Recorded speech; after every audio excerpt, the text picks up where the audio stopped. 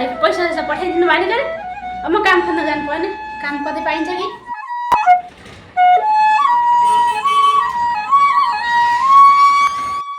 घरको काम केही गर्नु परेन के अब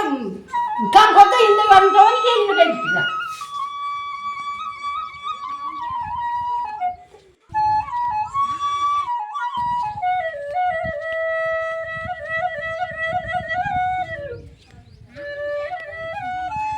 यस्तो चर्को घाममा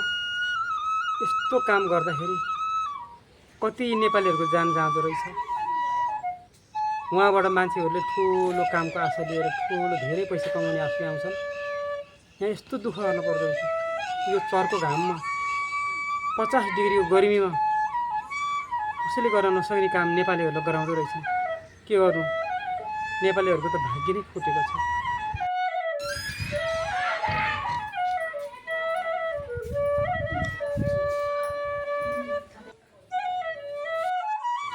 आज त ढिला गरी हिँड्नु काम भइसकेको छ भुल्ने हो र सरसर आउँदैछु कामबाट आज अलि बढी काम थियो त्यही भएर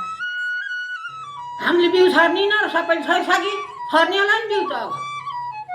छरमलाई नि भोलि पर्छ कि नातिनु भयो र अब त छर्ने त बेला त भाउटको सबै छरिसकेर छोरोबा अस्ति छरिसकिन्थ्यो नातेर हुन्छ र अब ल अहिले छरमला त्यति जब बिउ छर्नलाई पनि कति आतिर परेको होला आदिन त परेको सबै छरिसकेपछि छोरोबा छरिसकिन्थ्यो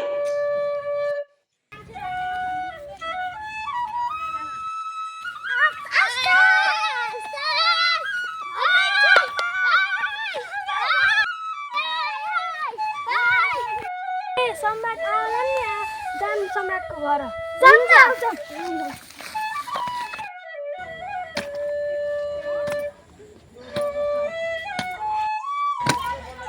मम्मी कस्तो ठकै लाग्यो है बाबा नहुँदा हामीलाई कति दुःख भयो ओ बाबु बाबा भएको भए त बाबाले गरिहाल्नुहुन्थ्यो नि बाबा नभएर त हामीले गर्न पर्यो नि यति गर्ने नि भइहालिन्छ नि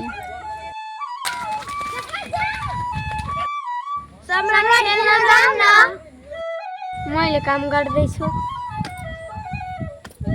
आन्टी सम्राटलाई एकछिन खेल्न जान दिनु न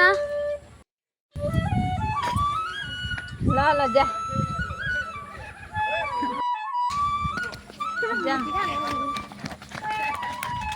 केटाकेटीले नि के को काम गर्थ्यो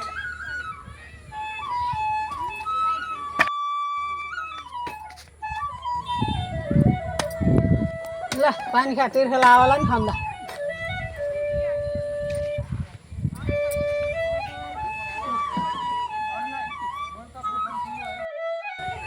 बाबु खै त त खाने मान्छे मैले उसको साथीहरूले बोलायो नि खेल्न गयो